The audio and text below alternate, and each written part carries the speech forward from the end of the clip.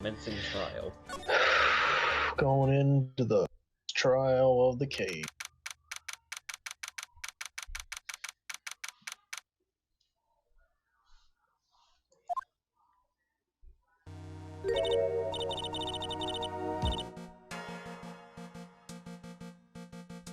So we're just breaking it to her immediately. Yeah, Edgeworth isn't the subtle type. Apparently, he isn't aware of your secrets at all.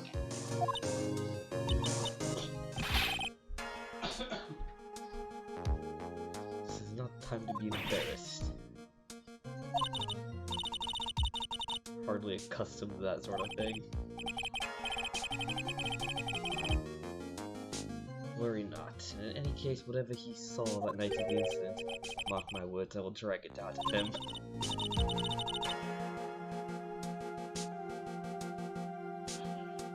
Well, one of them. We'll just drag him on the stands and figure out what he found out. Yeah. I believe the nun will be the first to take the stand. Yes, Bobby Hill. Female Bobby Hill. Yep. God damn it, Bobby.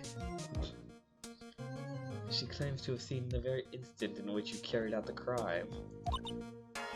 I just want to ask one last time. It really wasn't you who killed her, correct?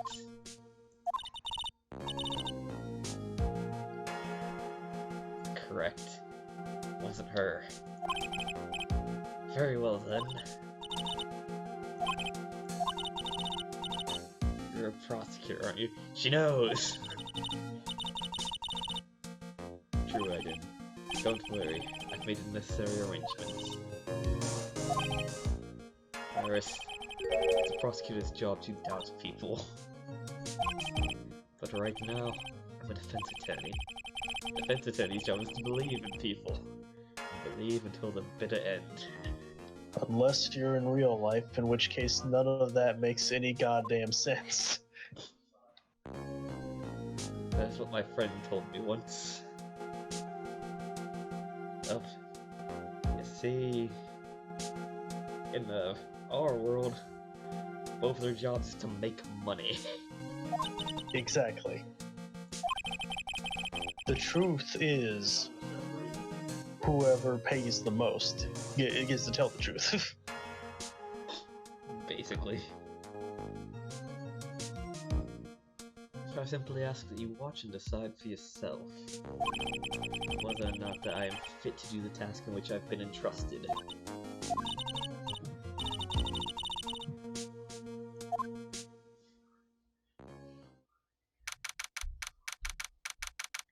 I find it hard to believe that nobody's going to be able to identify him.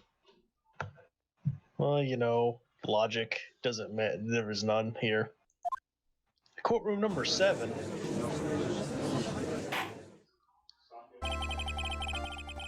Court is now in session for the trial of Sister Iris of Hazakura Temple. The defense is ready, Aura. The defense does indeed appear to be ready. However, the same cannot be said for the prosecution in this case. Indeed. I'm not sure I like such a blatant waste of this court's time. The empty prosecutor's chair can only mean that the prosecutor has no confidence in their ability to prove their case. It would seem this case is already over before it had a chance to begin. If only. I'm ready to announce my verdict at this time. This court finds the defendant. Objection! No! It's time! The prosecution is ready. And you are... Francisca von Karma. Prosecuting prodigy. On Karma, you say? Perchance, wouldn't you be any relation to the legendary prosecutor Manfred von Karma? Legends are a thing of the past. I am a von Karma, that is all. Upon special request, I flew in today for the purposes of prosecuting this case. You did? Nah. You must be quite a big shot, eh? By the way, Mr. Edgeworth, Yes, Your Honor? I'm almost certain I've seen you somewhere before. Or am I just imagining things? You look very much like a prosecutor I met once. I believe you are imagining things, Your Honor. Ms. Von Karma, do you have anything to say? There's no such weakling as this man among the prosecutor's office. There isn't. I'm sure. Oh, God. I told you there's no such weakling. What the hell was that? A whip? I'm not sure I care for such a thing in my courtroom. Bailiff, remove that whip. Hold it! I have no objection to the whip. You don't?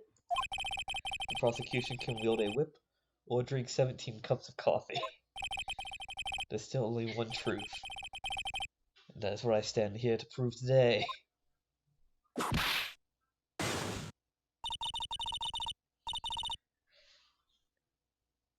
This promises to be interesting, Miles Edgeworth. I'd expected the face of Phoenix Wright here today. Looking at you now, maybe this is what I've been waiting for all this time. Miles Edgeworth, I will not allow this chance to crush you to slip through my fingers.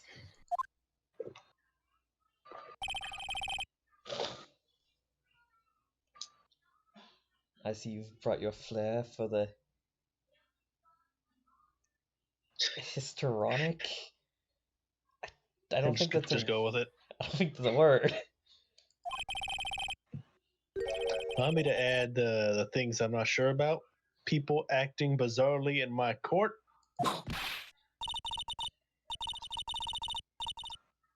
The stage is set. Continue for your proceedings, Your Honor. Very well, Ms. Von Karma. Please give an outline of this case.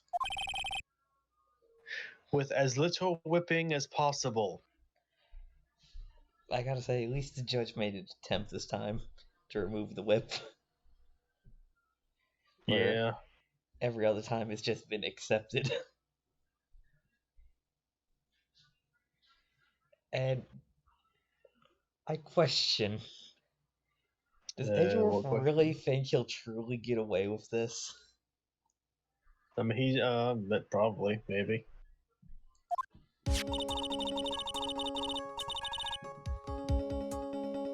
The murder victim is a famed picture book author, Miss Lees.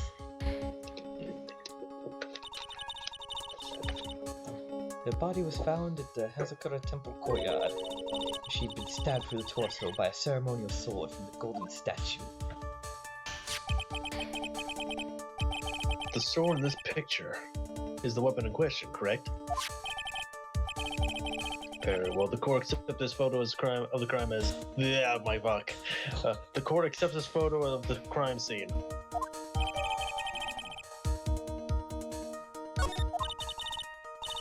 There is no mistake. This is the doing of Sister Iris. After all, she is a witness to her crime. There is a witness to her crime. Very well. Please bring this witness to the stand. So it begins. My first and last trial as a defense attorney. Dear God. Doing this joke again, huh? Witness, state your name and occupation, please. Hold on there. I'm not sure about being not sure if I care for this at all. What the fuck? Witness, please stand up nice and straight. This guy just doesn't care. If I recall correctly, there's a few milk crates in the defendant's lobby for a back pain plagued witness. Bailiff, fetch a crate for this poor lady, please.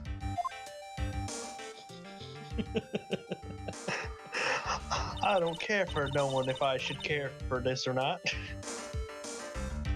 Once again, your name and occupation, please. The head none of the temple on Eagle Mountain. Nice to meet everyone.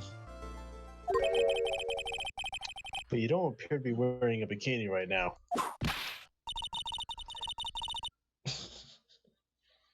The courtroom is a garden of holy judgment. Those with lechery in their hearts should leave this sanctuary at once. You want me to leave?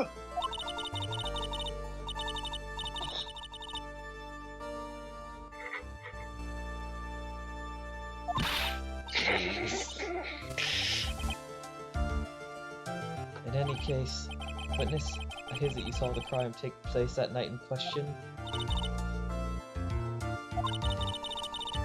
Still hardly believe it myself, to be honest. There's no way dear little Iris could do anything like that. Let us hear what you have to say then. First, tell us about your own movements that night, eh? Oh, You have to say a boot. Tell us about your movements that night, eh? Look, and I didn't notice it the first time. I noticed it like right after you read it. I'm like, he didn't say boot. I need to make sure this is corrected. What are you talking about? Helping an acolyte for training in the inner temple, but well, as you can see, my back likes to act up violently. If I left Iris to help the acolyte and return to the temple.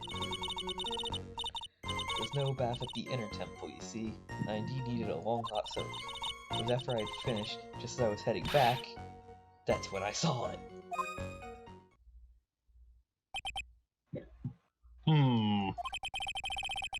So it was simply coincidence that you found returning to Hazakura Temple.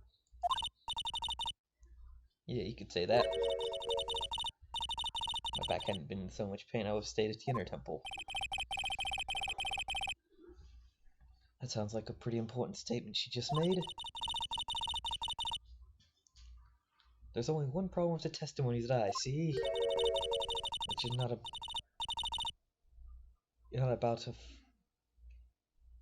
about to fall at the first hurdle, now are you, Miles Edgeworth? Mr. Edgeworth, please begin your cross-examination.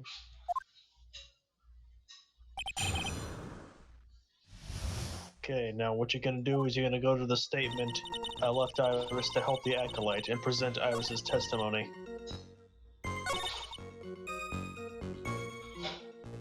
And then...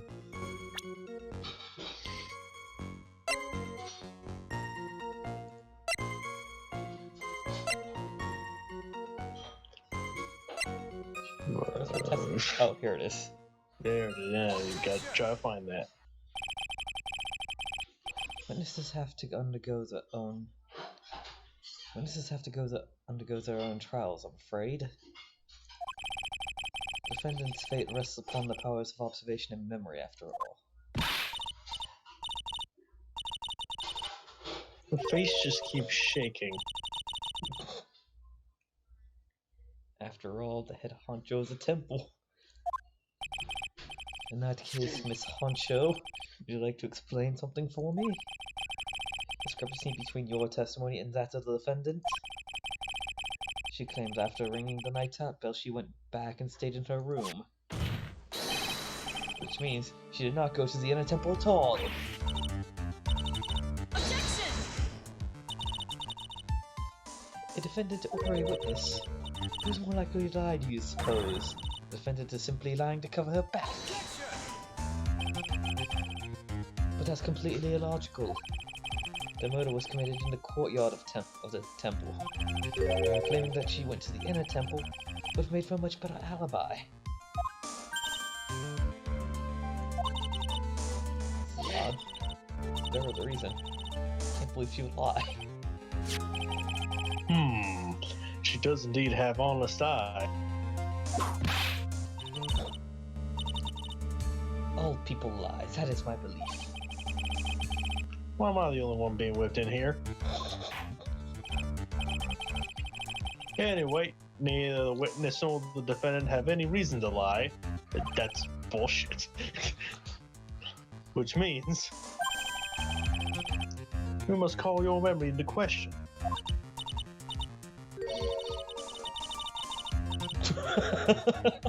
Oh my god, Bobby, no.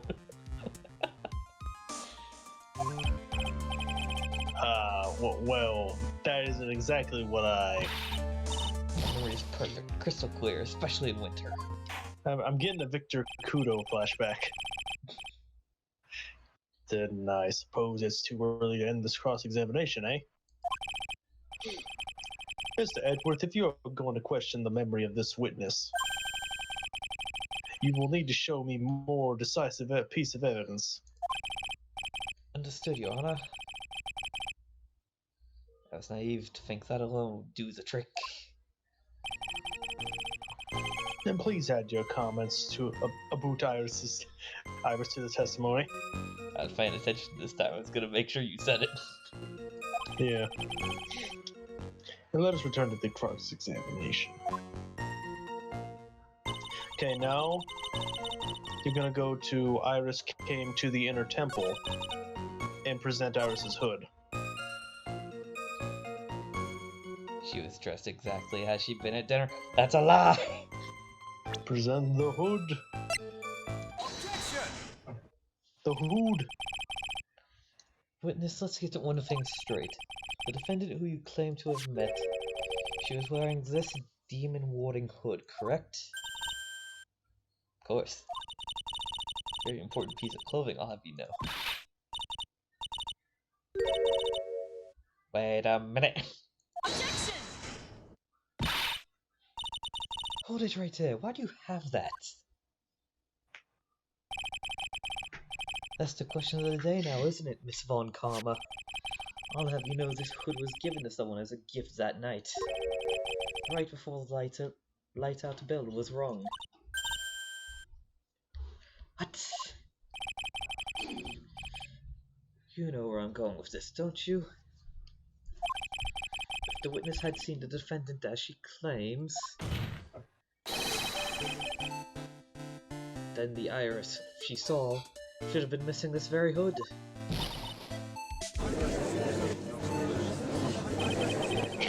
Standing on the crates. Not a bad feeling at all. Exposing contradictions like this. Now I understand that happy look on Wright's face every time he does it.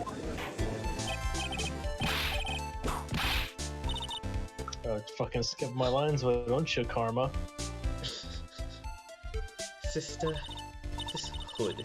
You have spare ones around the temple, don't you? You tend to make too many of them.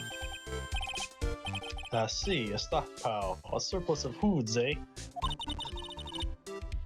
Each nun is only given one hood. This should have been the only hood that Iris owned. This is quite strange. If there was a surplus of hoods, then she could have worn one of those. There's no contradiction here.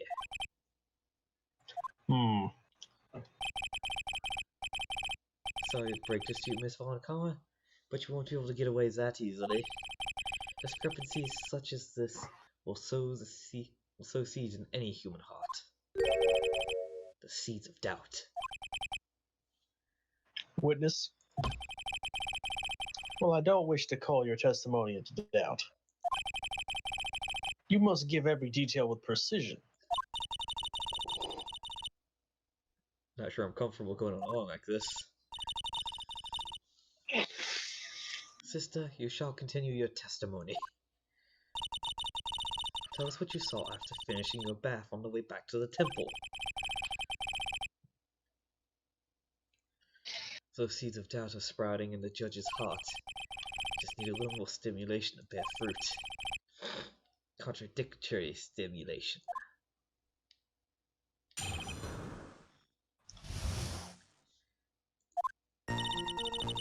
Around 11. Thought I should return to the inner temple. As I was walking back, I heard a noise from the courtyard. Took a look and Iris was Stickleese. That's sort of all things.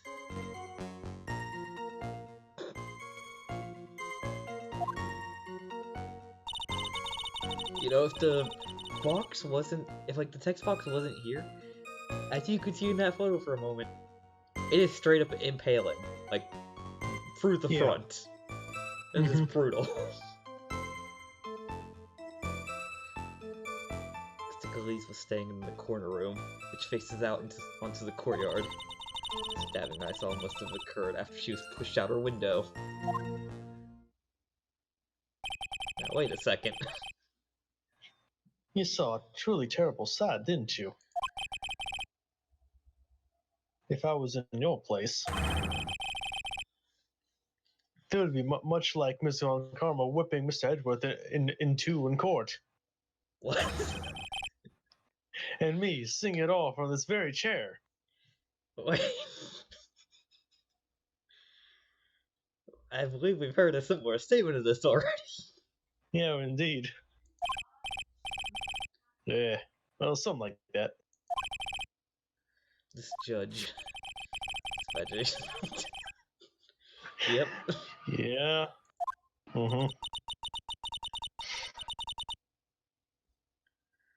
I would look a fool if I commented on such foolishness.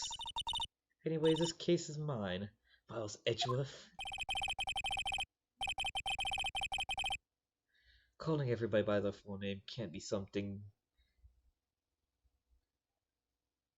Calling everybody by their full name. Can't you do something about that habit of yours? Alright, now, this one's easy. You just gotta go to the part where she mentioned she being pushed out the window and present Elise's autopsy report.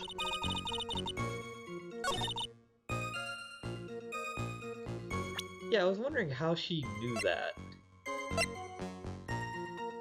Objection!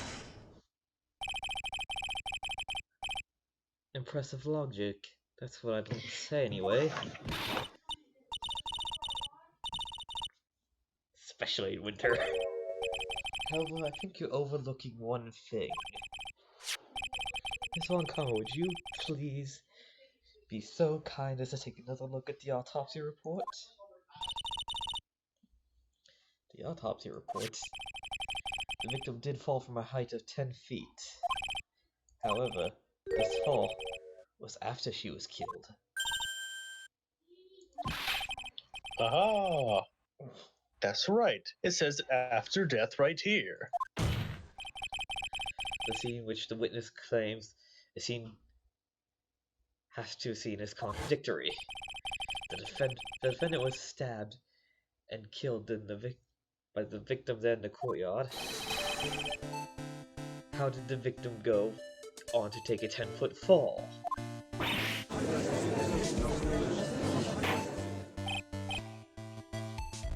Order! Order! The victim was killed and then fell. If that's the case, then the victim must have been killed in her room. Don't you agree? That's the logical conclusion? Yes, that's right. The victim must have been stabbed by the defendant in her own room. Then she was thrown out the window into the courtyard below. Objection! Were there any signs of a struggle in her room? She was stabbed with a sword. That would leave a blood stain, wouldn't you agree? Well, Ms. Honkama, was there any blood? No traces of blood were found in the victim's room. The whip has just caused traces of blood to be found on my glorious playoff beard. However, there is no blood in it. Oh, God! I'm sure there's no need for me to go over this. I'm sure you're honest well aware of when a stab wound produces the most blood. When it produces the most blood? I get. Very little blood is actually You want lost. one of these, Jacob? Sure. Let me get you one.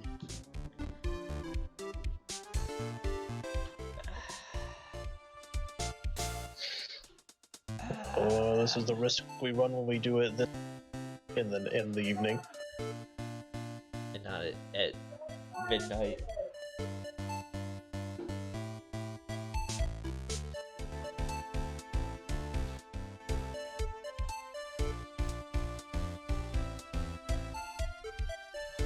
Here you go, TJ. Yep. Very little blood is actually lost at the moment of blade insertion. If you want to talk about when the most blood will be lost from the body, that would be when the blade is removed. Indeed, with the weapon still in place, it acts like a lid on the wound. That's true. When the weapon's still in the body, there wouldn't be bleeding. Now, But it would still leave blood. with what we've seen of how this sword was inserted into the body, Yeah, exactly. There's a lot of blood on the hilt. Not only on the hilt, on the edge of the blade. now if she would have had to have been impaled and thrown out the window, as they're claiming here.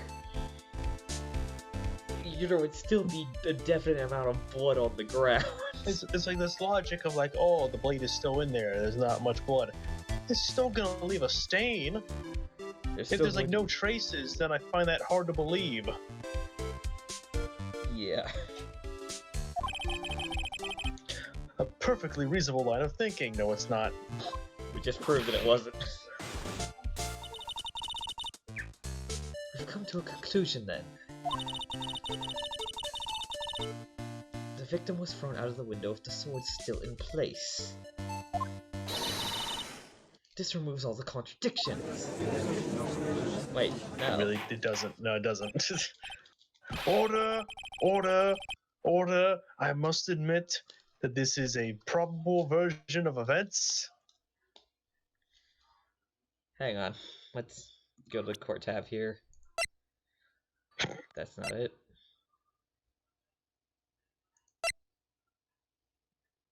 Now, if I want to double check, is this actually... Okay, no.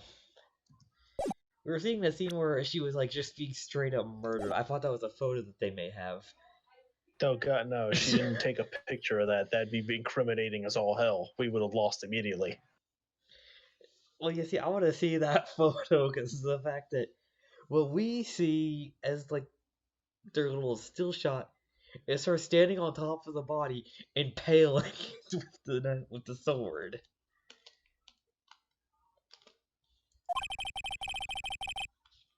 I'd expect no less from Francesca von Karma.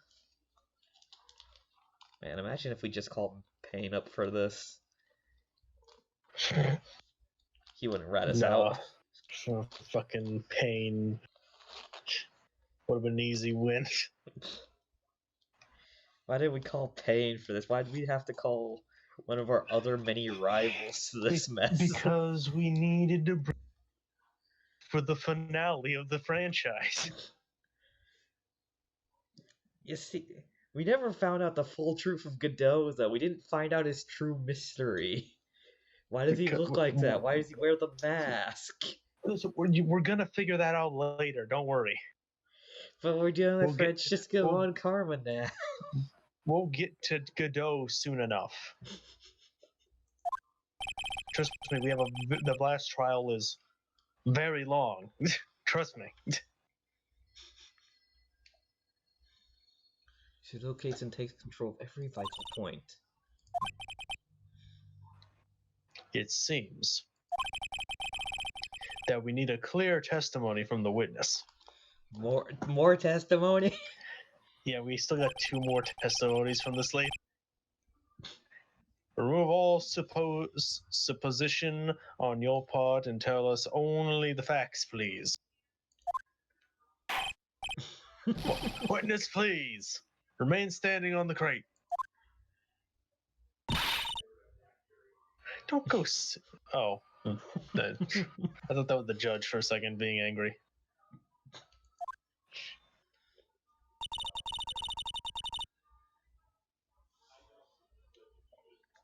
The weight of the winter snow has put me out of shape.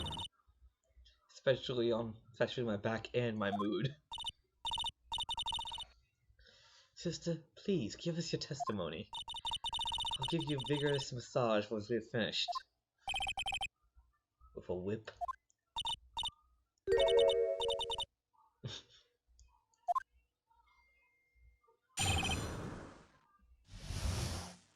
Oh god, okay.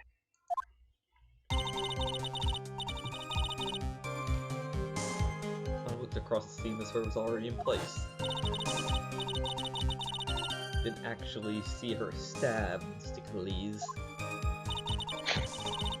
Never seen so much blood before. That's why I fainted. Can't blame me, can you? Mystic Amy was stabbing Mysticalese in the back.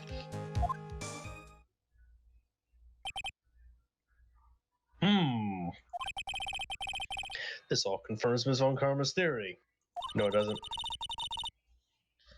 Von Karma strive for nothing but perfection. Putting together such facts is nothing for me.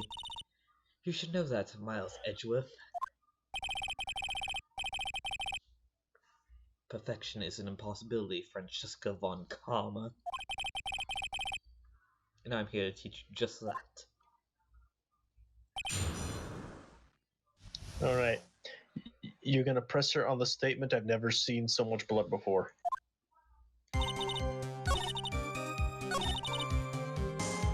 Hold it! So you're saying that you saw the victim's blood? So it's splattered onto Iris too. Now we need the bloodstained robes.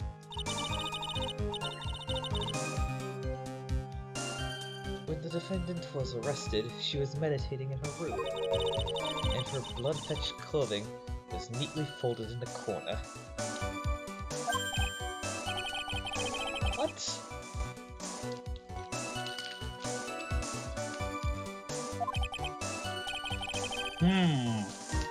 That seems quite conclusive to me.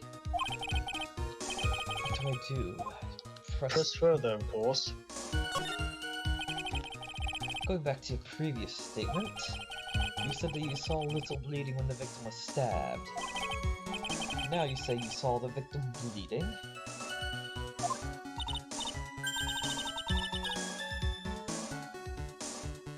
I say that is what I saw. What I saw is what I saw. What did you see? No, I didn't see the poor woman get stabbed, but I saw the girl pull the sword from her. Plain as day. Pulling the sword out.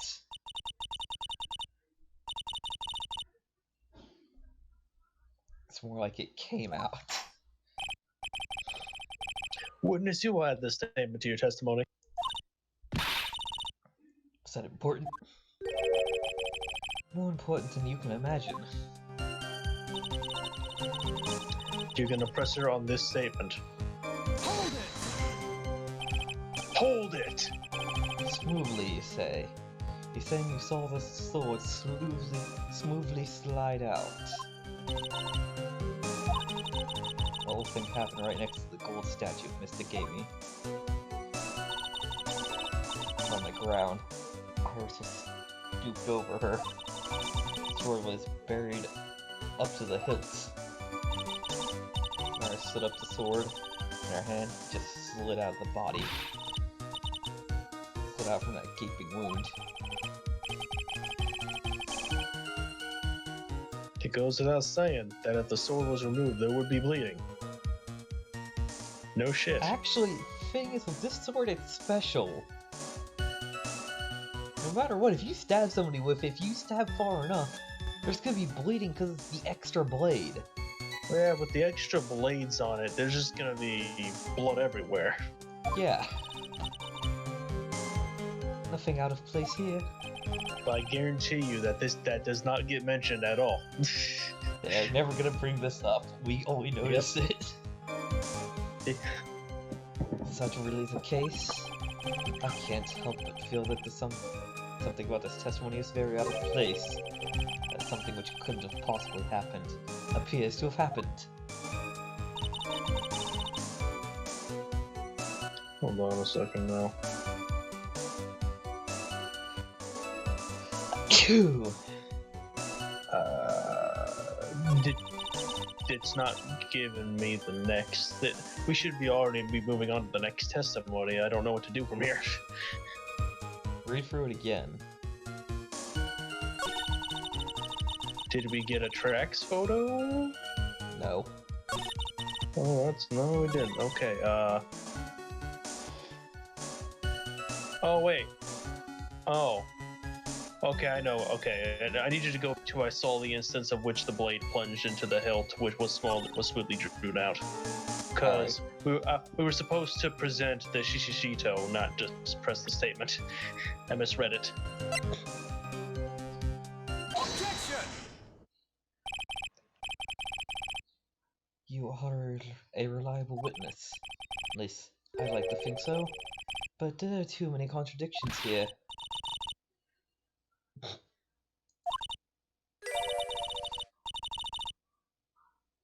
Staff it. No. What contradictions are you talking about?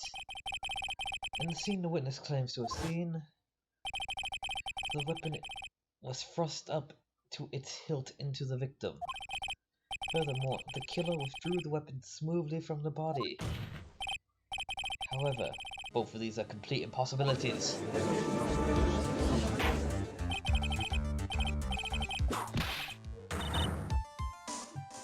Explain yourself. To start with, do you really think it would be possible to stab someone to the hilt with this? No matter how I look at the defendant, she does not appear to have enough strength for that. Objection! Doesn't appear? What meaningless dribble? I too may appear to be weak and frail, but I can crush men under my heel and make them weep, so should I so choose. The objection stands. Oh, up a little back there, I must admit. Objection! That isn't the only issue here. The sword was truly stabbed into the body up to the hilt. Well, just look at the branches on it. It would certainly not come out smoothly. Most of the problem is the amount of bleeding. It's true the blade is left in the body, it acts as a plug of sorts.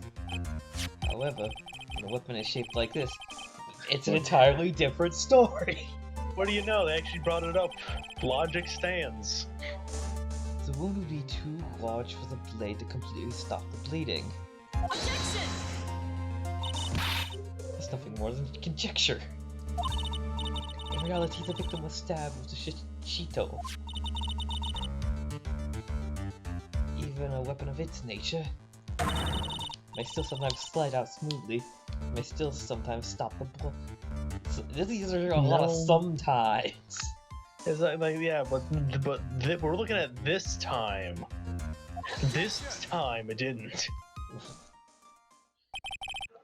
I'm not finished. There's still one more conclusive contradiction.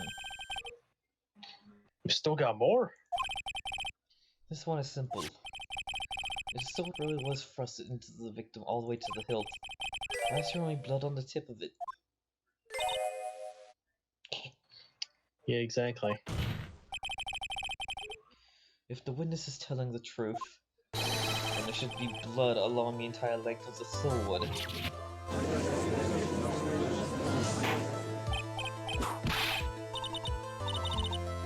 Bravo, Miles Edgeworth. Raising this many contradictions from a single piece of evidence. Although the alternative I know could maybe manage one, if that.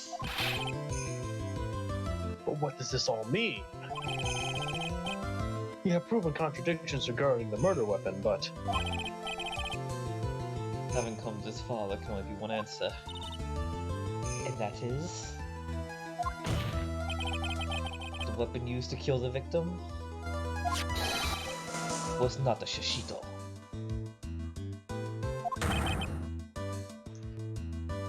What?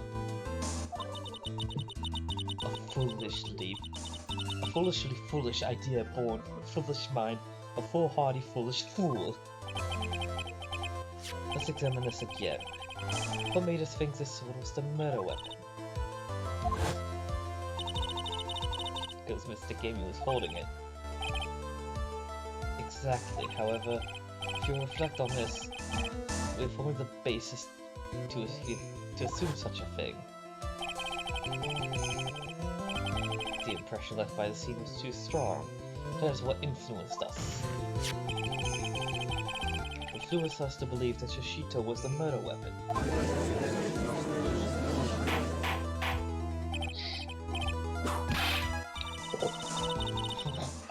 I was gonna say order, damn it.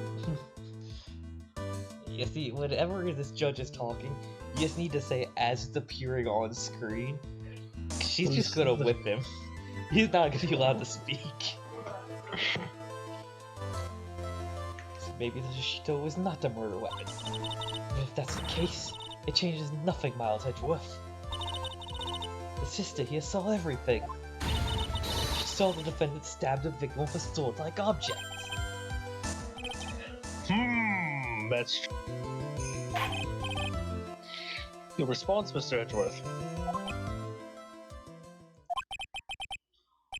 If that is so, I would like the prosecution to answer the obvious question it raises. The obvious question. Yes, namely, where'd the real murder weapon disappear to?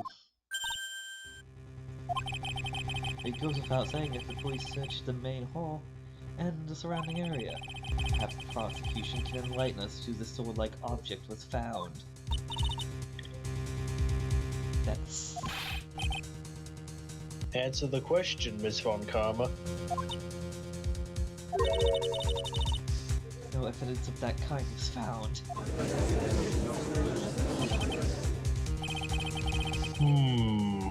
Another mystery to throw onto the pile. A trial without a murder weapon is a tricky beast. Excuse me, can I say something? I just remembered something, actually. Yes, the token expander of this game. I just remembered something. What is it, sister? Possible. Just maybe. What actually happened was... it was just over there. What exactly are you going about, Abutir? The murder weapon, I mean. Maybe. I think I know where the sword was disposed of. You what? Well then. I think we need a testimony from you one more time, sister. Impossible. What else could this old woman have seen?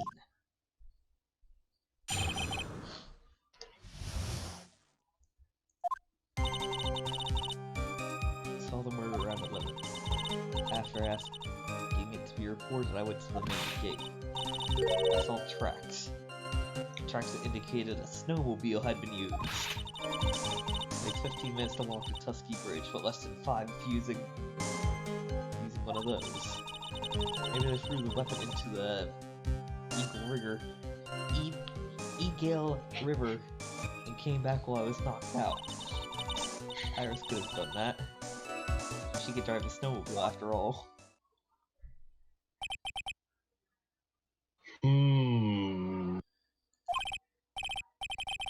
Witness, please tell us everything you know right away.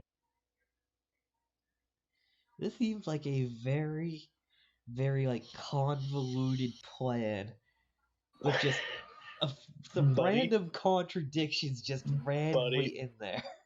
Buddy, you don't know the first fucking thing about convoluted when it comes to this case. You're gonna be angry. I mean, why would she throw the murder weapon into the river, but yet leave her bloody stained clothes sitting in a corner? Convoluted.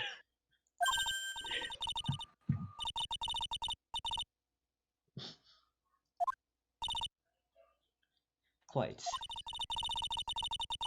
There were indeed snowmobile tracks in front of the main gate. Here's a photograph. The photograph. Look at this photograph. Oh shit, okay, my line shit. A snowmobile, eh? I see. Well, it certainly is an interesting theory.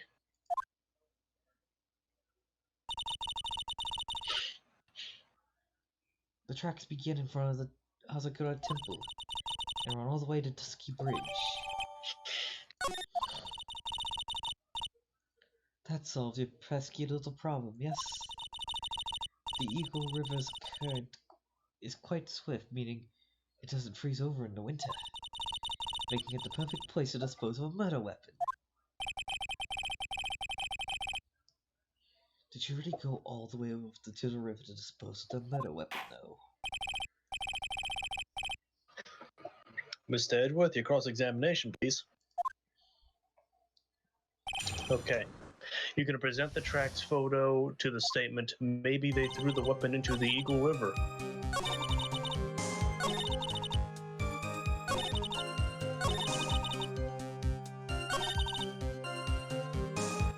You keep on going back and forth.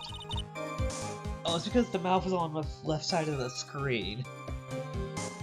It was sitting right on the arrow. I wasn't looking at it because my cursor is gone most of the time. So yeah, it just disappeared over there. Because I didn't know I was just clicking the back arrow. I was wondering why the hell it wasn't doing anything. It's like it was looping. I was like, was I having a stroke? Maybe they threw Yeah, this statement, yeah. And you can present the tracks photo. Ah, cat. Why? Kitty, sit. Objection!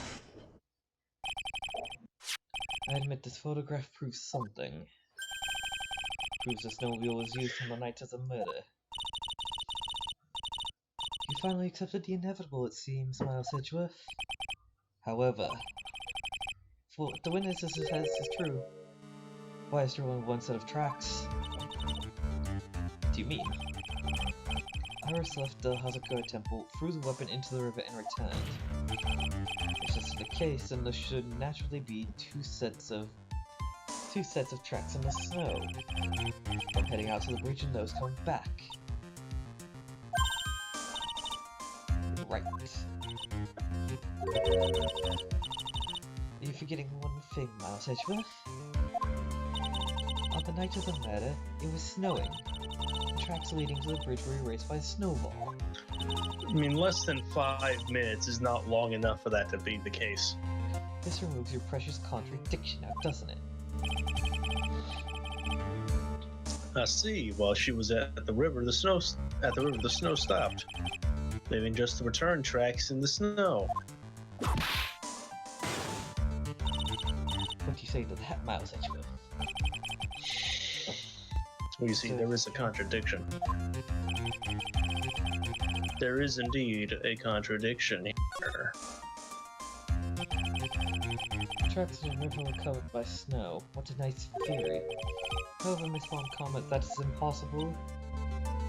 Would you care to explain? I saw your rude index finger currently pointed in my general direction. No need, the evidence will do all the talking for me. On the night of the murder, the killer went to and returned from Dusky Bridge in order to dispose of the murder weapon. The ongoing tracks were erased by snow. Or so claims Miss Von Karma. Mr. Edward, present your evidence to the contrary, eh? Evidence that the outgoing tracks were not covered by snow. You will be presenting the weather data. Here it is. Take that! Take that! Witness, tell us again what time it was when you witnessed the crime. It's around 11. Of course, it means the weapon was thrown away after that time, correct? On that note, take a look at this data. It is a weather report for Eagle Mountain on the night of the murder. The weather report? Snow started to fall at 7, but it stopped at around 10:50. What a precise time. Yeah. Therefore, when Sister witnessed the crime at 11, the snow had already stopped falling. It is impossible for any tracks to, after that time, to have been covered up.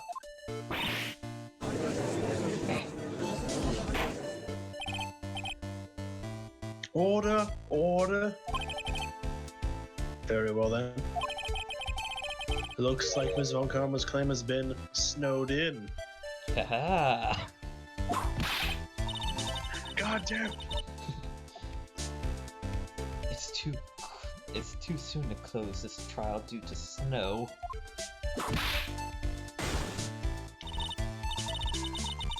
Miles Edgeworth, how pathetic are you to rely on the weather of all things? Okay. Answer me this then. Is this weather report even correct? No, you got it wrong. This isn't a forecast. This is actual data. Gah! Forecast data? All weather reports have some accuracies. Hey, you know, my guy from the second game can attest to that, by the way. The guy got shot. It may have still been snowing in the vicinity well past 11 p.m. It's true. We cannot be totally sure, eh? What? How'd she pull that off? It stopped snowing at Hazakura Temple when the murder took place. We need to provide conclusive evidence of this. And you will be showing... I too cannot allow any doubt to remain concerning this testimony. Ha! You can't back down, can you? Such a perfectionist, Miles Edgeworth.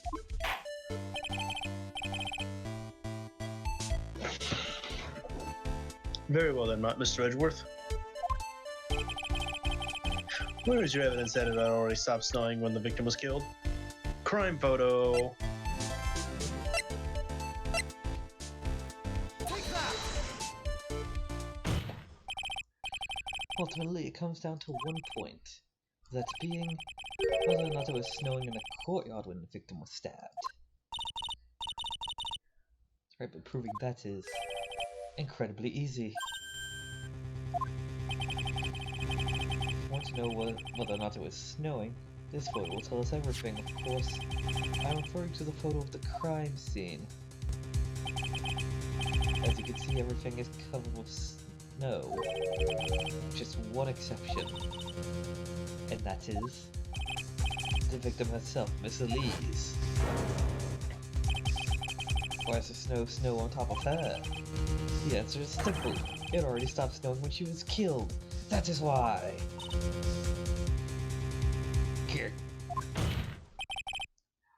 In other words, the killer really did go to the Eagle River to dispose of the murder weapon. And this photograph should have 2 sets of tracks.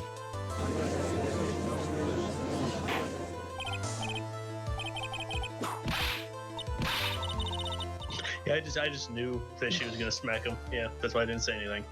You need to say it as he's saying it. Otherwise you're not gonna be able to get it in time. Listen, it's fine. We don't need it.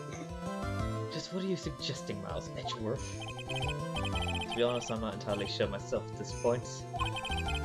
This is simply what all facts point to. Never have I done a trial where I've had to pull everything onto my arse before. How does Phoenix do this all the time? So that night, someone used a snowmobile to leave the temple. From the tracks left, it can be understood they were heading for Dusky Bridge. At that time, it was still snowing. Of course it was, because those tracks were erased by the snow. Then this person returned to the temple. The snow had stopped. Thus the return tracks were made.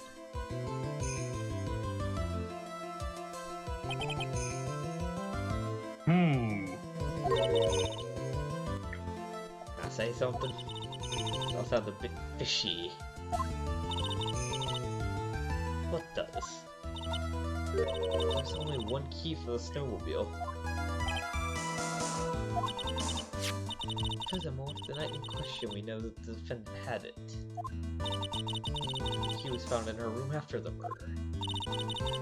Which can only mean that night, Iris used the snowmobile to go to the inner temple. Iris said she never went there.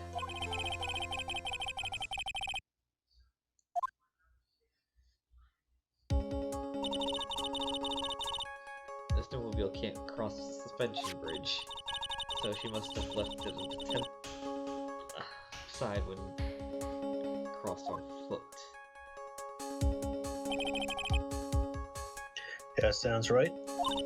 But what's odd is when I left the temple when I left Iris and returned to the temple,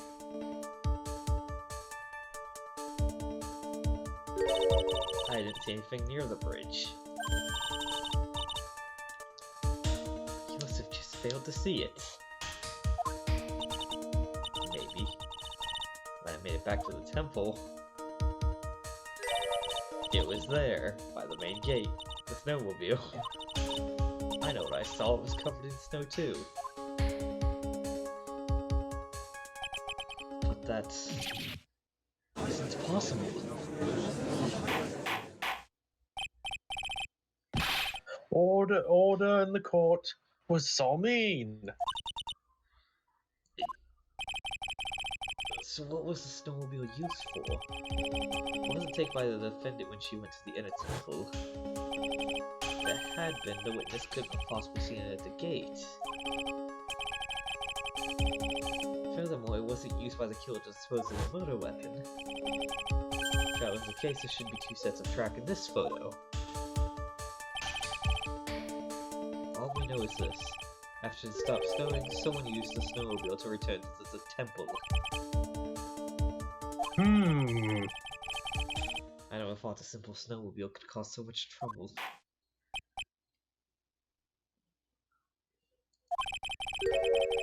I think we've learned all we can from this witness.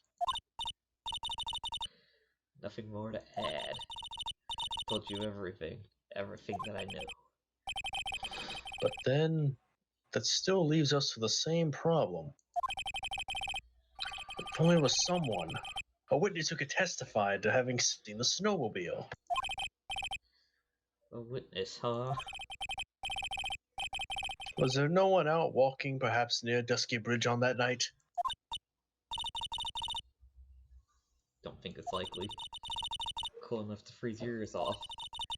Only an idiot would go out wandering in that. Well... Unless they had something really important to do. We We know what idiots. That's a shame. Hold on. Something is coming to me. An idiot may well gone wandering out that Savatic night. Yana, actually, there just might be one individual who may be able to help us. Really? You know someone who might have seen a snowmobile on the night of the murder? I don't know for sure if he saw it or not, but there are two things about him that do come to mind. Which are? First, that he saw something incredible on the night of the murder. And the second being...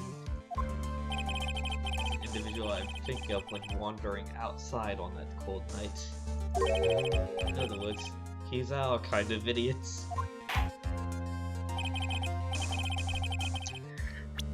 I don't have to tell you who this guy's talking about, do I? Well, you said it, so go ahead. Yeah. You see, I was waiting for you to say the whole line because you could clearly see it here. Yeah, I made sure to say a boot. And that was all I really wanted. Take that! You know, this is the third time he's getting involved in a court case, and the second time it involves a Von Karma. Yep. This guy must be a product of Jean-Luc Delatte's Guide to Obnoxious French Painting. This is Larry Butts, a disciple of the victim. A student? Interesting. Now why was he wandering up Boot side on the night of the murder? That's...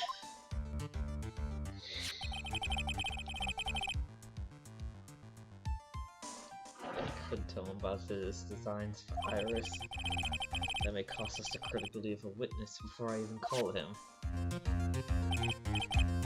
He is, after all, an artist. He was perhaps searching for something in the snowy scenery that would move him. But I cannot guarantee that is the reason.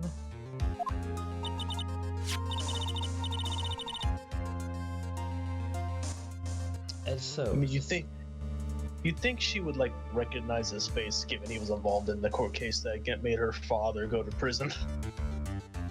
You gotta remember, she's never met this man before in her life. Well, clearly, yeah, obviously. You see, she thinks that she can destroy this man's whole career. And she could. Very much. This unfortunate, unreliable looking man. What exactly was it that he saw? I intend to extract that from him right here in this courtroom. Summon this youth as a witness immediately. I have no choice, do I? I believe he is in the gallery for this trial. Why would he be here? Well, actually, no, we know why. It will not take long to summon him. Very well. Larry, get down here. You may have escaped me yesterday, but today I'm going to get everything I want out of you. Larry. The court will now adjourn for a 20-minute break. Ms. Von Karma, please see to preparing the next witness. Understood, Your Honor. Good. Well then, court is now in recess.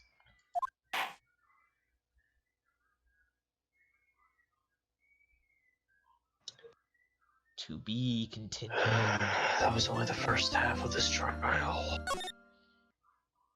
This trial is frankly only interesting due to the fact that we're playing as Edgeworth against Francisco Von Karma, and now we're about to have Larry as the witness.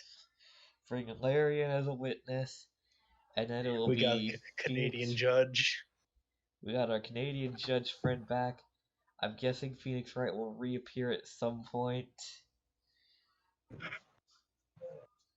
And we'll be forced to go against Godot, and then we'll learn of Godot's true secrets and crimes against humanity, and then we'll incarcerate him for being the actual killer.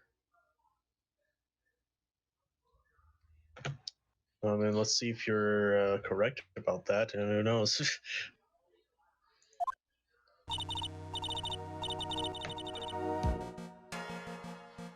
Not really sure what to say. You can say nothing. We only have 20 minutes. There are two things which I need to ask you about before we reconvene.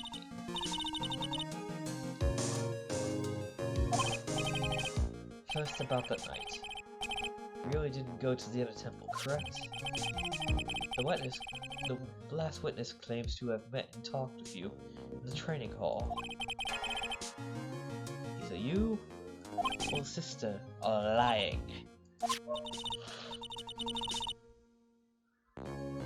It's just as I said yesterday.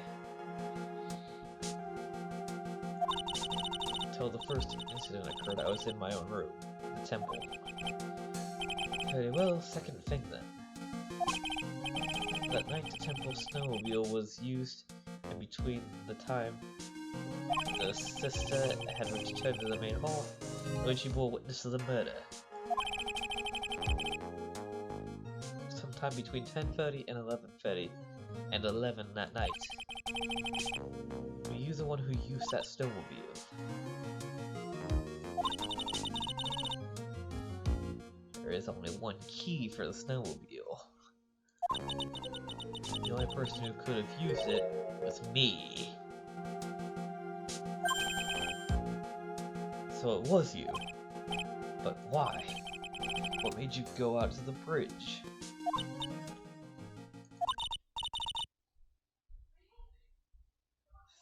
Mr. Edgeworth. That's gonna be a future problem. Iris. About that. Yet. Not until her safety is confirmed. Her. The safety of the Acolyte.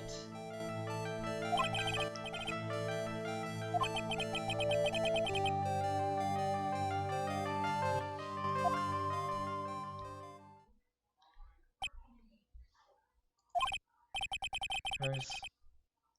Look me in the eye and tell me the truth. Did you kill Elise? No matter who or what may come, I can never take a life. No Cyclops. Very well. My job to get the truth. You'll discover this for yourself soon enough.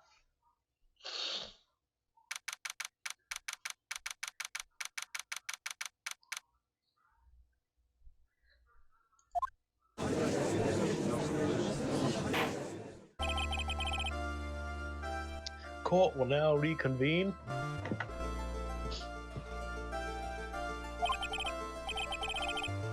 Ms. Von Karma, where's the witness?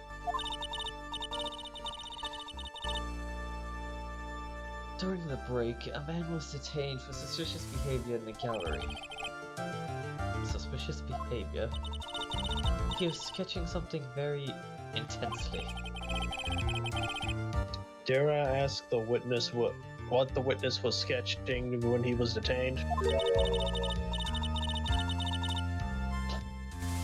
He drew a terrifying woman armed with a demonic face and a vicious whip. I can only presume his intention was to... Anyway, it's time to drag this pathetic excuse of an artist before the court.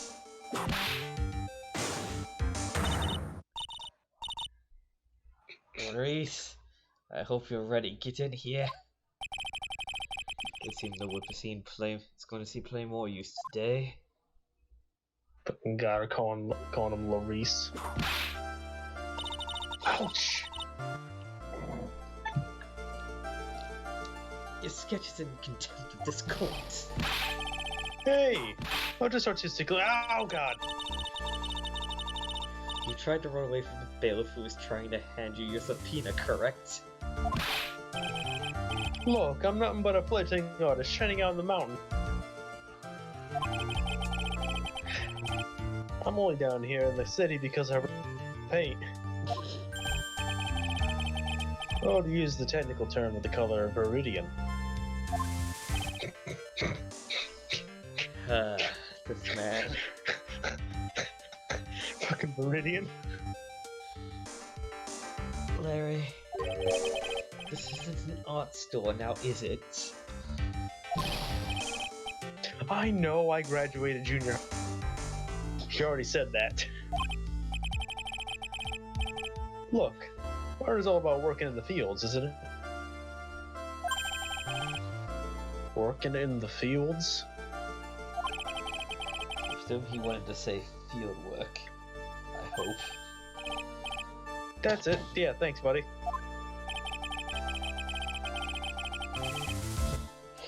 It's kind of sad that I was able to understand his mangled trade rack of a sentence. I just happened to stop in here and found a wonderful new model. Armed and ready. So see, I've got nothing to do with this trial at all. I expect all of your faces to be red when you realize this mistake. Bright red. Or to use the technical term, Crimson Lake. Crimson Lake. Hang on, I need to look up that color. Because I feel like I actually know what color he's talking about specifically, and I think he's got the wrong shade. Yeah, I want you to look up all the technical terms for colors, because I want to know them all. I hope yellow is golden shower.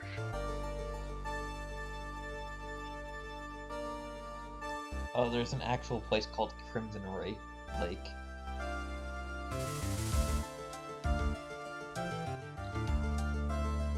There are 5 different shades for Crimson Lake. And all of them are dark red. I knew it! Yeah, Crimson has a dark red. Well, I figured Maroon would be more of a dark red, but I guess that would just be a darker red. Actually, Maroon is darker than Crimson Lake. Yeah, I figured, yeah. Ouch! Ow, ow, God, ow, ow, ow, ow, like me! Stop your pathetic blabbing and testify like a man. Refrain from whipping me, Miss Von Karma. Cross-whipping is as bad as cross-checking. That's a hockey reference, I get it. Witness, that was all your fault. Testify now. This is too much for me.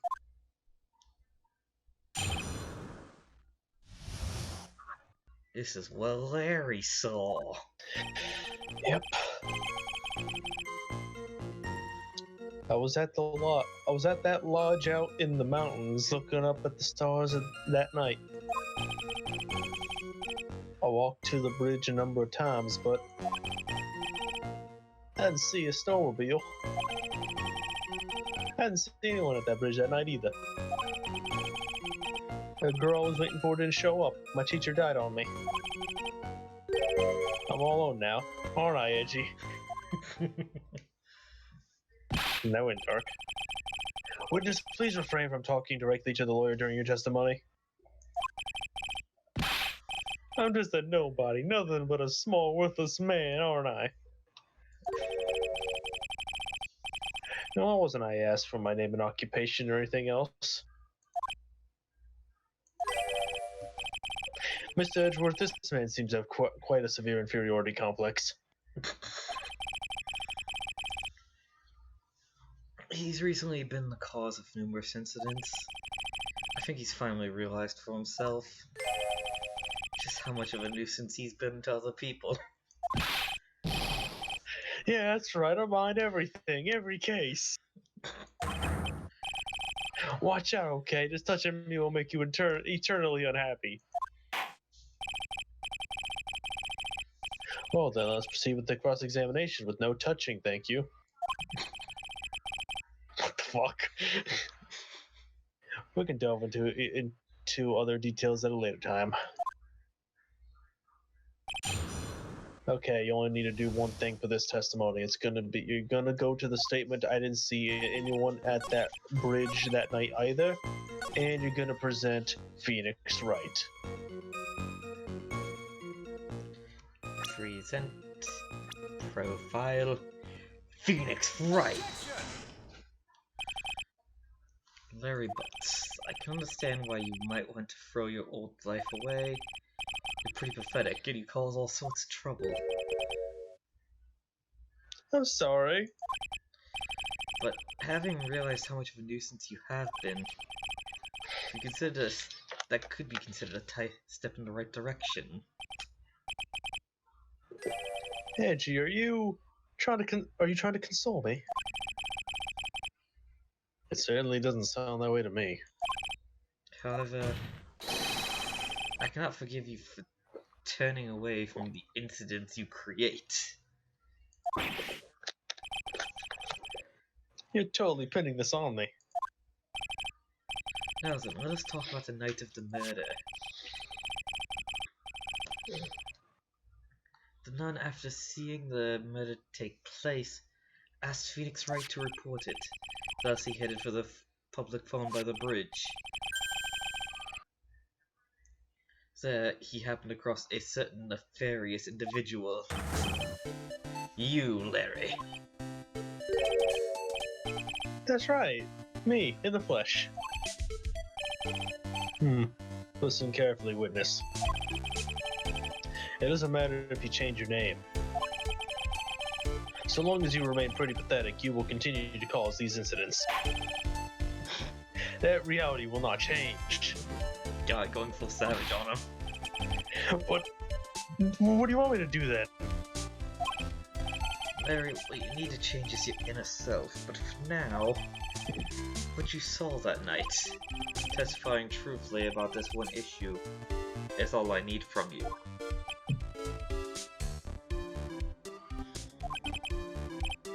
Edgy, I think I've finally woken up. Well, I guess I could still be sleeping. But anyway, I'll do it. I'll testify. Testify! Well, I'm not sure this will go especially well. This man needs to make up his mind on what will happen here. I'll ask again, then, witness. What did you see on the night of the murder?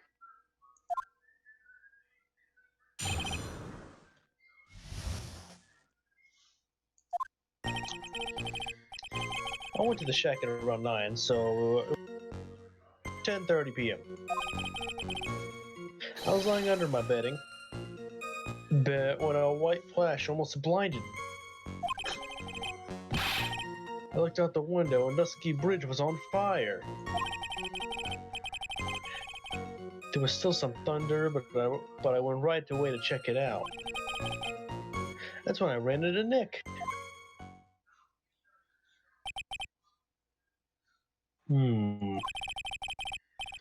Seen this all quite a lot, didn't you? So, what happened to the bridge after it caught fire?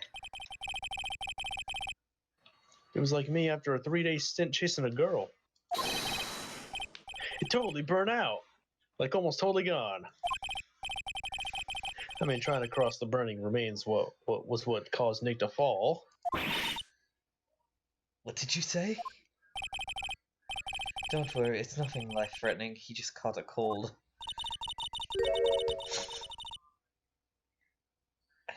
I never know if that man, if he should be called lucky or unlucky. Now, Mr. Edgeworth, please commence your cross-examination. I also like how she didn't know that Phoenix fell off the bridge. Well, Which, I mean... by the way, Phoenix is really lucky he fell off the correct side of the bridge, because if he went too far ways, he would have hit the ground. Yeah. He could have died, for real. Yep.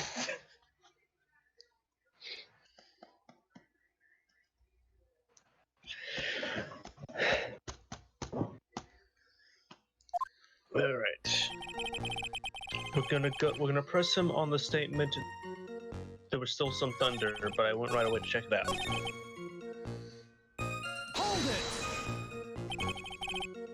You said right away. But exactly how long after the strike was that? The lightning fell, and then the bridge caught fire, maybe around 5 minutes. I mean, I suddenly thought, gotta go check this out. How far is this small shack you were in from the bridge? Hold on, well, pretty much stopped snowing. Guess about 5-minute walk. And how did Dusky Bridge look when you got there? Look, I'd recovered a piece of my childhood. I mean, not even the bonfires kids make during school camping trips can compare. Why didn't you call anyone? Larry, let me ask you one thing. What is it, Edgy? What's up that serious face? Why didn't you call anyone? What do you mean? Normally, when faced with a towering inferno, one would try and tell someone. There's a public phone right next to the bridge, correct? Well, of course I thought of doing that.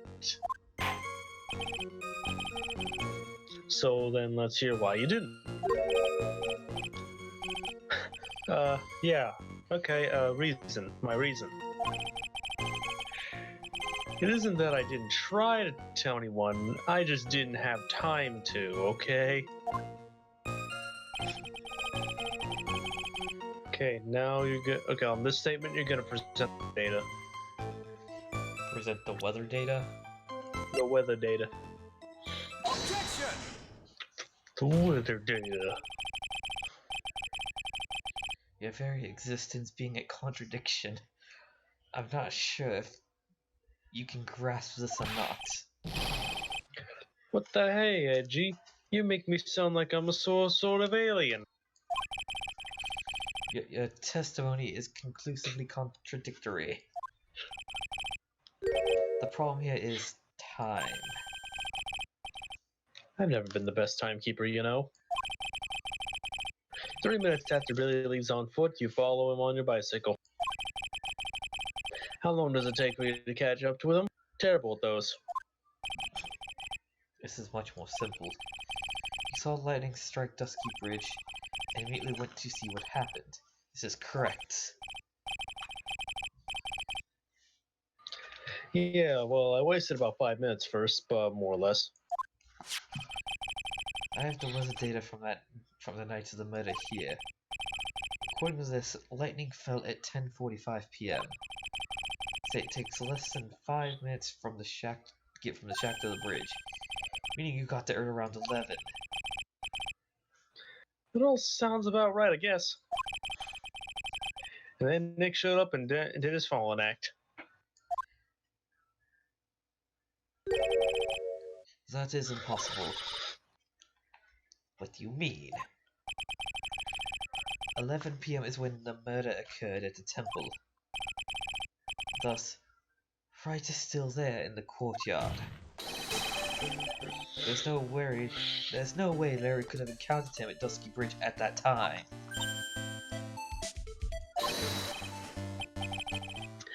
Excuse me, I have an objection.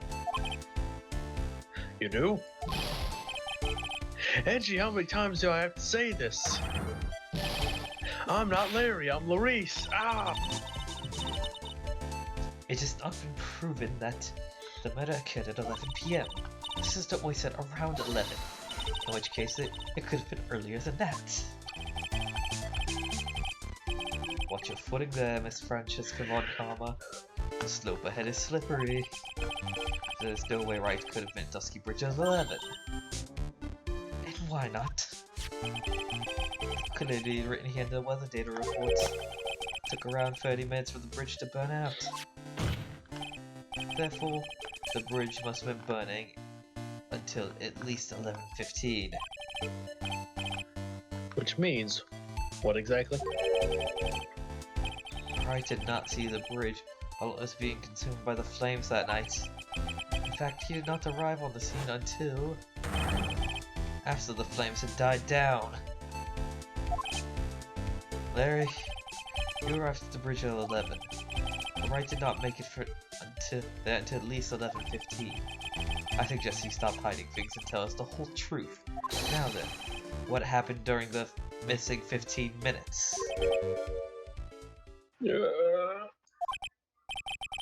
I feel like I just got brutally woken up by a toilet splashback. Guess I was still sleeping after all.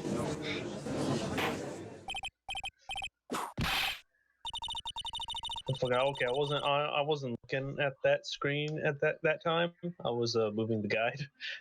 He said order 3 times, tried to say order a 4th time, he was whipped in the middle of it. Okay. So there was a missing 15 minutes prior to meeting Phoenix Wright. I hardly see that as much of a problem. Yeah, not much of a problem at all. Really. The bridge is burning The bridge is burning before your very eyes, and there's a phone right next to it. Why then did you not report the accident? Yes, witness, why didn't you? You were there simply to watch the bridge burn? Therein lies the problem. Even after the bridge had burnt out, he was still there. Staring into space, this witness didn't even try to fulfill his civic duty. That's what it sounds like. See, what it turns out is Larry here is... But this is Larry we are talking about. Even he isn't capable of being so stupid. Which means there has to be a reason for this inaction.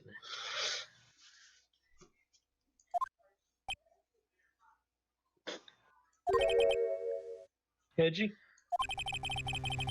I think it's about time I got serious with you, dude. Just as I thought. You've been playing with us this whole time. Listen, I'm gonna tell you everything. Are you sure you want to hear it all? Now that I think about it, no, I don't. Get out of here. Leave.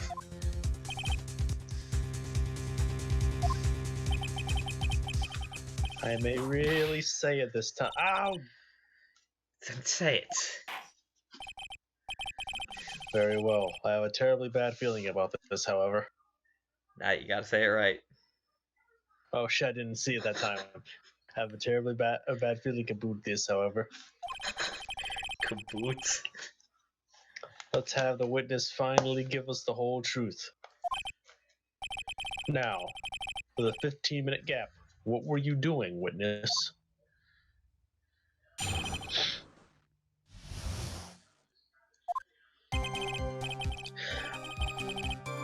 I'm an artist. What do you think I was doing? Sketching in front of the bridge. I was whipped up into a frenzy of art. Shock and all that I was feeling, I transferred directly onto the page. Before I realized it, the flames had gone down, then he came running up.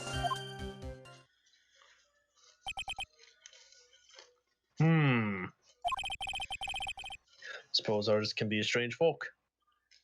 He's still bullshitting us. That's right. I want to sacrifice everything in order to draw the perfect sketch. Including the truth from the sound of it. Mr. Edgeworth, has this removed the last of your doubts? Not at all, Your Honor. One very large doubt still remains. And what would that be? A surprisingly believable story, especially considering the source. So why do you think he needed to hide it from us until now? I intend to drag the reason out of him. You'll regret this, Edgy. Okay, I need to close my curtains real quick.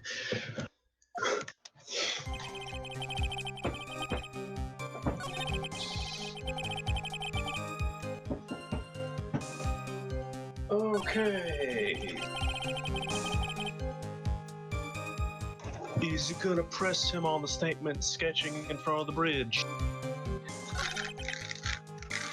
Hold it! Sketching the burning bridge. The burning bridge and everything that came with it. What came with it? You want to hear this from my lips, do you, Edgy? You'll regret this. That sketching. Enough! Just take the ridiculous sketch of yours out already, witness. What are you talking about? I don't know what you mean. That does indeed appear to be the fastest solution. I'll leave it to you, Mr. Edgeworth. And obviously we're gonna look at the sketch.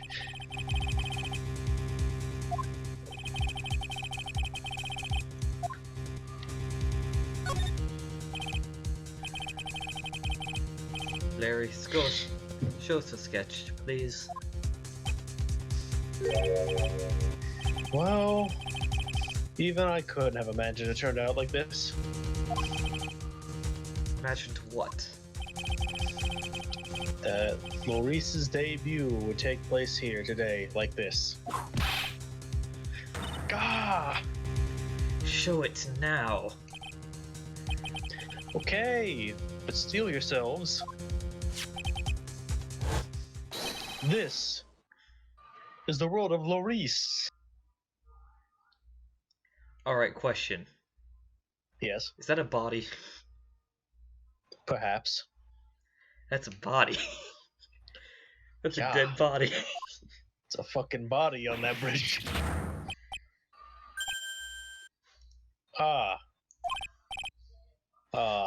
Well. So this is Dusky Bridge, correct? quite a large bridge. Your response, Mr. Karma. Yes, well, it's a better drawing than I expected. Isn't it? Isn't it? I struggled to reproduce those flames. I really did. Yes, I'm sure you did.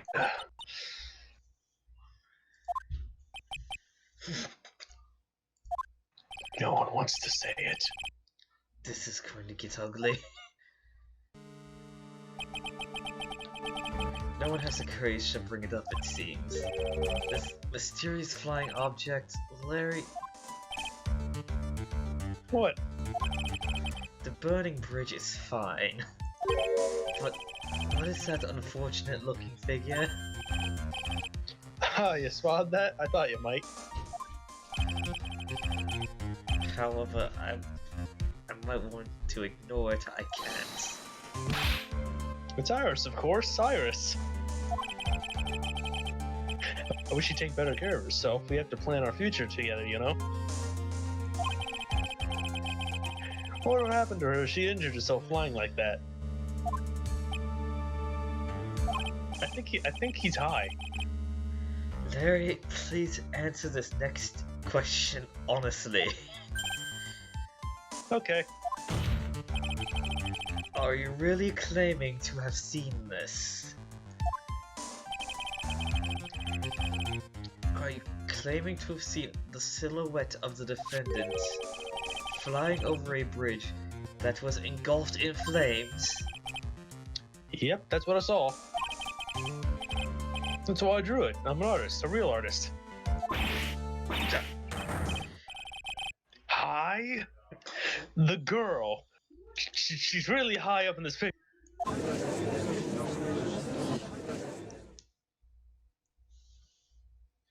I bet you have many questions. Now, I have so many fucking questions. But one thing I gotta know is this the case of triple person kind of bullshittery here? Triple. Because we know that there's Iris, and I can tell she's related to the Dahlia girl. But is there another sister I don't know about? Could this be a triplet scenario, ladies and gentlemen? Because I have a feeling that there's some triplet bullshittery going on here. Either that or Dahlia somehow escaped from prison and was trying to get her sister arrested. What was that for? This is all just a bad dream. I was hitting you on the cheek to test that theory. Please whip your own cheek from now on if you wish to test your wild theories. Anyway, no court of law will ever acknowledge that people can fly, except for that one time where they almost in the second game in the carnival. Actually, there is some precedent for this. She was flying pretty high, my sweet Iris. She was about 30 feet above that bridge, at least. It was really something to see. This has to be some kind of mistake. Miss Edgeworth, please bring the witness back down to earth.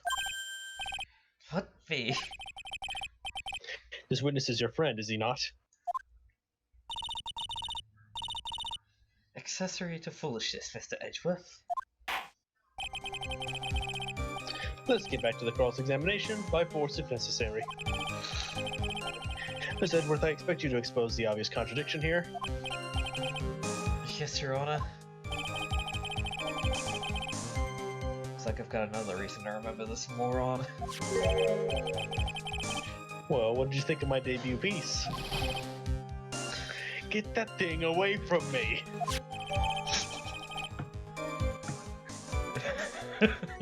I mean, the drawing itself isn't terrible. If anything, he made it look like a thermal goggles. I love how even the game says it's a horrible sketch.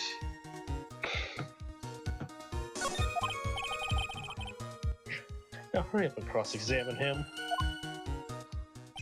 Okay, what you're gonna do is you're gonna go to the where he says, "I saw Iris flying," and you're gonna present the Iris's hood. Her white hood fluttering. Yeah, so you gotta present the hood because she didn't have her damn Because she hood. didn't have a hood, which means it was an iris. Larry, what did you really see that night? Not that I particularly care. In your position, that's just being irresponsible.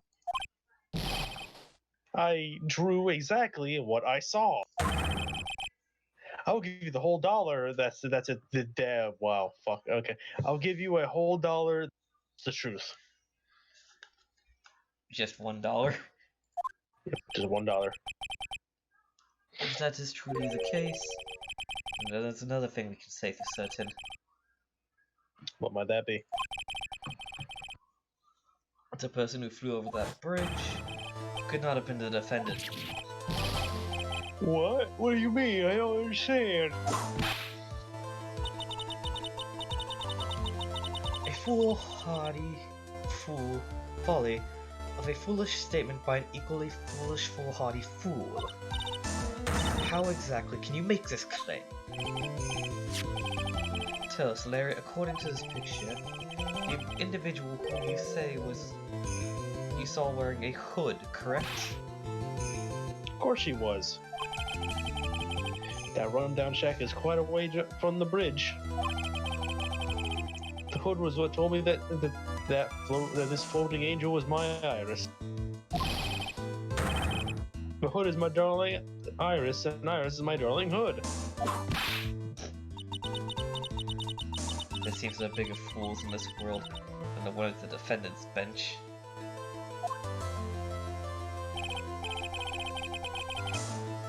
There is something that you need to be made aware of. On the night of the murder, Iris wasn't wearing her hood. She'd given it to Wright as a gift. Are you going to change your story now? Perhaps suggest it was Wright who took flight? What are you talking about? I think you understand what I mean just fine. Why? Why did Nick have Iris's hood? What? I knew he was going to bring that up. Edgy, what's going on with Iris and Nick? Why, you Nick, you dog!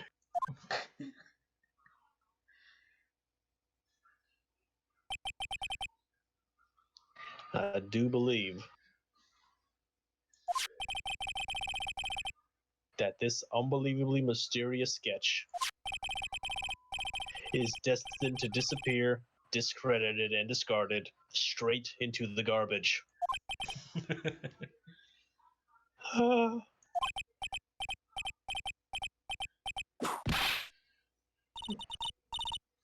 What is it now, witness?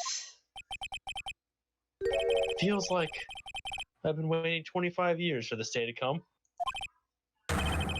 Edgy, today's the day I get to completely stupefy you.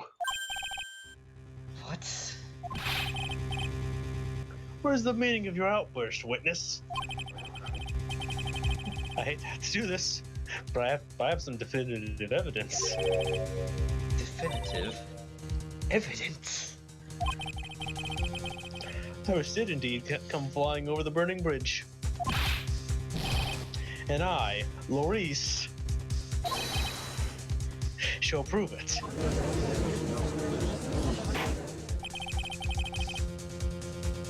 I didn't expect to ask this again. But we shall be needing your testimony once again. Tell us anything you know concerning the defendant as depicted in this sketch. Will you show us your evidence that this nightmare was actually reality? Yeah, I've gotta say, the picture of the burning bridge is, like, really terrifying, just due to the fact of the person there. There's just a body just flying over it. honestly looks like that this body is on fire, being thrown off of the bridge. Okay, I hope you're ready, Edgy. Because I'm gonna feed you a whopping serving of pain.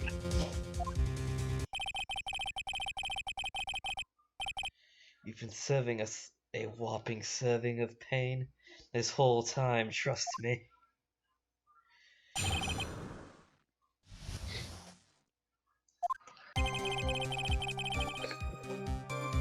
Okay, the last testimony, we're almost finished for the trial. When I reached Dusky Bridge, it was already gone. I was so worried, so I frantically searched all over for her. That led me to finding a beautiful crystal sphere, half buried in the snow. That's where that went, huh? Huh. But I'm sure Iris was simply wearing a spirit. After all, no one else could have lost the crystal sphere that night. Wink, wink. We have evidence to disprove this. But now here's another question for you. How'd the crystal sphere get there? That is a good question. A crystal sphere? This one, pretty, isn't it? But finders keepers. That spear, where did you find it? Let me see, around here somewhere. Looks about right. And it was half buried in the snow. Pretty much stopped snowing by then. There was still some falling as I walked to the bridge. Court accept this crystal sphere. It's mine, okay? I want it back afterward. That's not how evidence works. There's something on it. Oh my. It's blood. What's blood? How did Larry not bother to wash this after finding it on the ground? You do understand who you're questioning right now, right? Even After this he should have display? noticed it, and it should have at least washed Look, it in a river or something. After this display, Larry Butts is a bigger stoner than Shaggy Rogers at this point, okay? By tomorrow morning, you'll be calling me Master Larry. See? Yeah, I like the sound of that. No one's gonna push me around anymore. Didn't you want to be called Larry only a few minutes ago?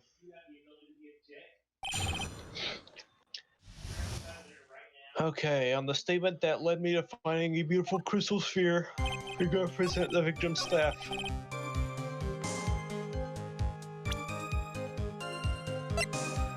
Objection! Larry, that night there was someone who lost a crystal spear. There was? Who? Who was this stupid idiot? Miss Elise, the mentor to a stupid idiot. The victim. I have a photo of her here. On the end of her staff, you can see a familiar-looking crystal. Hey! That's my photograph. Give it back. Ow!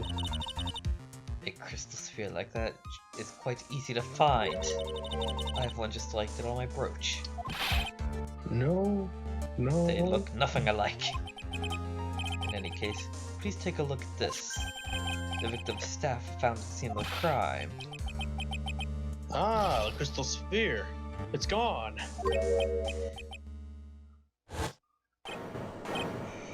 What? What? What? What? What the fuck? What does this mean?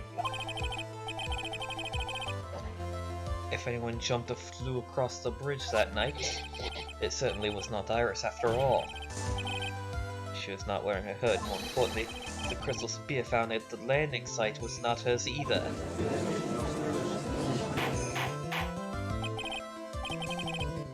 That means the one who flew and dropped the sphere was the victim, is Elise!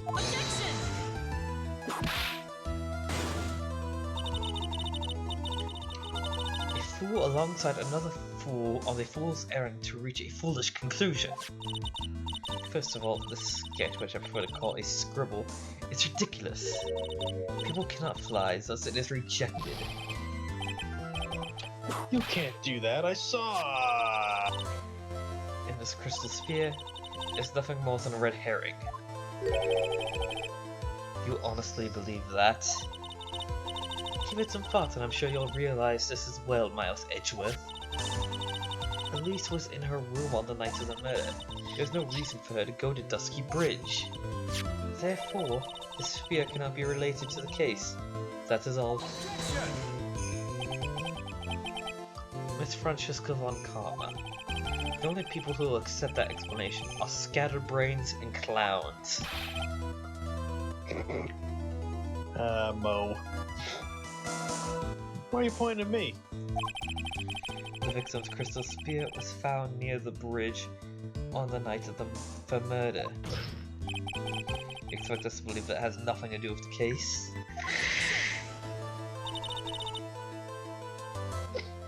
That crystal spear was probably thrown away at the bridge after the murder. After the murder? There is blood on the crystal sphere, isn't there? This naturally suggests it was thrown away after the murder took place. The killer placed it there to throw the investigation off the scent. Which is the exact reason he drew that ridiculous sketch. What? You mean I'm the killer? Ah! All joking aside, just when did this crystal sphere appear next to the near the foot of the bridge? Unless this can be proven in some way, I refuse to believe it's related to the case.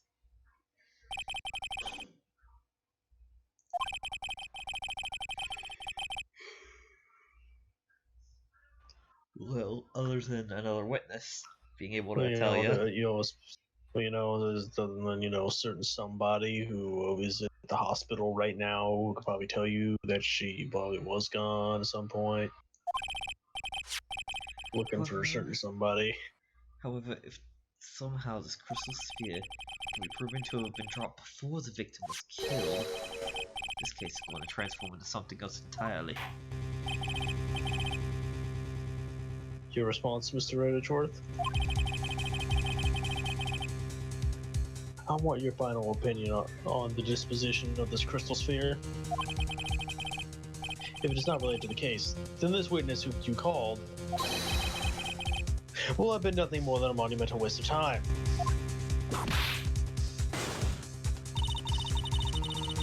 Prepare yourself with a very appropriate punishment, Miles Edgeworth. Yes, you can. I prove it? Yes, you can. Yes, you can. Yes, I can. Yes, I can.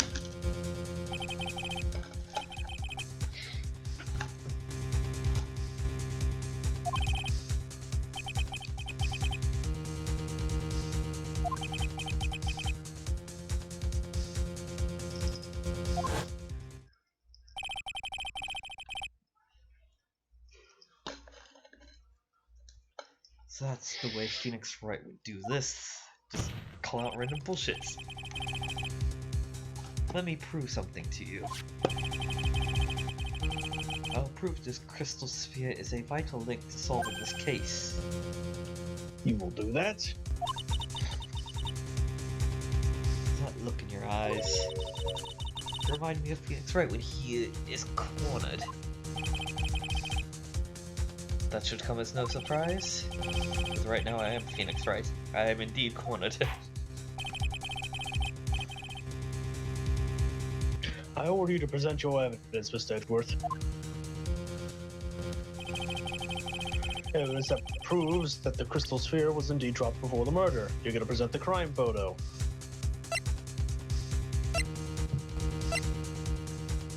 Take that!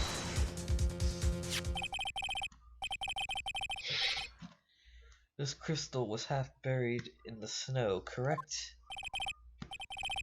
That's right. If it hadn't stopped snowing then, it would be game over. The snow would have totally covered it. That's all I needed to hear from you, Larry. Your testimony makes one thing quite clear. What? When the crystal spear was dropped, it was snowing, even if it were ever so slightly. Snowing? On the other hand, let us look at the scene of the murder. As proven earlier today, there is no snow on the victim's body. Ah. Therefore, the crystal spear must have been dropped before the murder. What?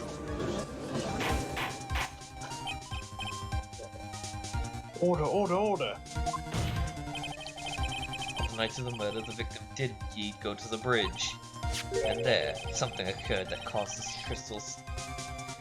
Staff's crystal to come loose. What could that have been? The spear, there's some blood on it, is there? Allow me to raise a certain possibility at this conjunction. The old crime scene was near the foot of Dusky Bridge.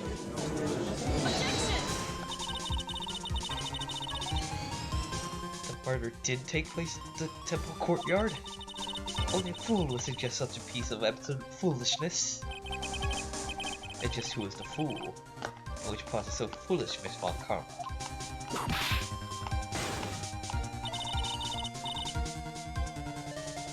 Have you been paying attention this whole time, Miles Edgeworth?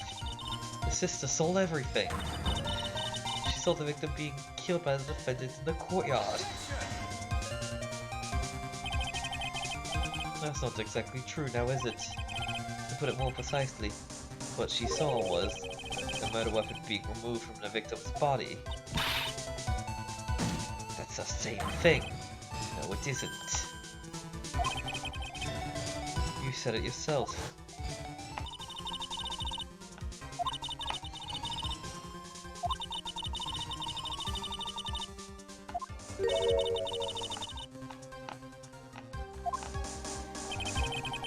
If that statement is the truth, then Dusky Bridge could easily be the scene of the murder.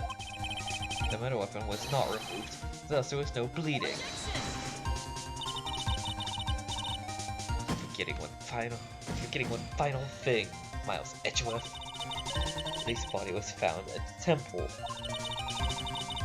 It takes 15 minutes to travel from Dusky Bridge to the temple. You suggest someone carried the body all that way?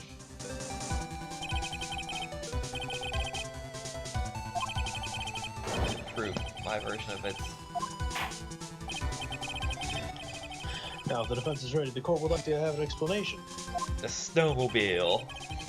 Please show us the method of which the victim's body was carried to Oscar Temple. You're going to present the tracks photo. Take that! On that snowy night, there's one way the body could have been moved. A snowmobile.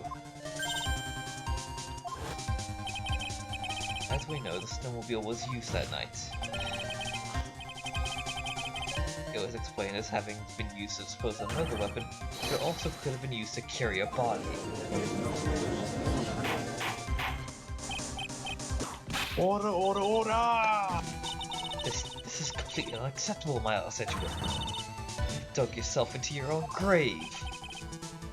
What do you mean? The only one who could have used the snowmobile was the defendant. She's the one who moved the body. Doesn't that put the final nail in your coffin? You're too late, Francesca von Karma. In fact, the defense has proven something else entirely. We have shown this case requires further investigation. What? longer was the victim at least really killed. Her body was moved, whatever for. And finally... Just what does this image mean? Do you even need to think about that? Such a creature could never see the truth, let alone describe it. This witness certainly sets one of the lowest possible branches of humanity. However, he could never utter a lie that would hurt a girl for whom he is enamored. He drew this. So it is something that actually happened. The defense stands firm on this point. Edgy. Thank you. That settles it then. I cannot give a verdict under these circumstances.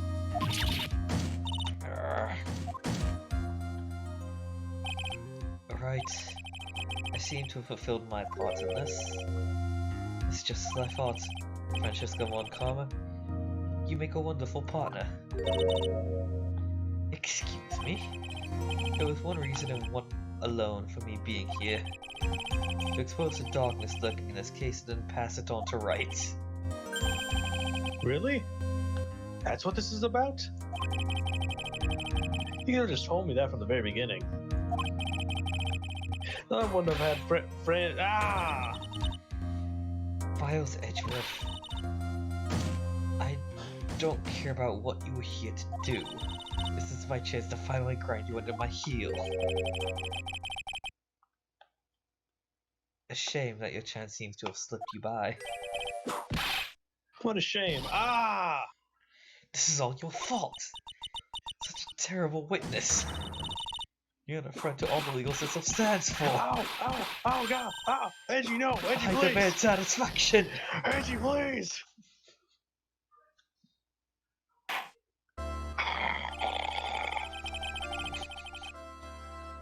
I cannot believe that the witness's testimony relates to an actual event. However, there has been some sort of answer to the questions it raises. Have his words here today been truth or lies? Next time we gather in this courtroom, those are the matters that shall be addressed. I'm counting on thorough investigations on both the defense and the prosecution. And with this, the rest is up to you, right? Court is now adjourned.